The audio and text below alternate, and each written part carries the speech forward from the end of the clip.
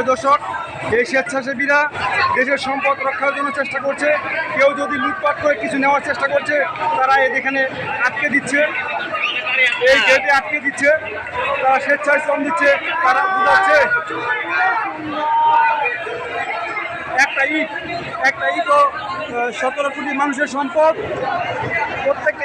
প্রত্যেকটা কণা 17 কোটি মানুষের সম্পদ।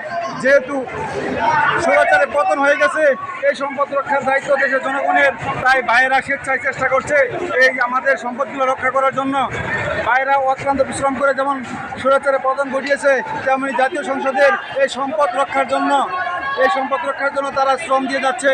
তাদের প্রতি এই বাঙালি কৃতজ্ঞ থাকবে।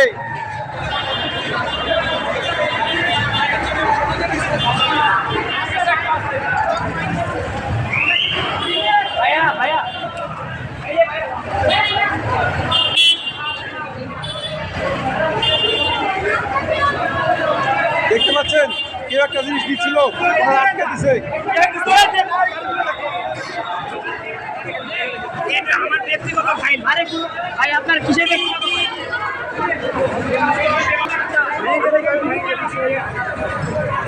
গরম ভিডিও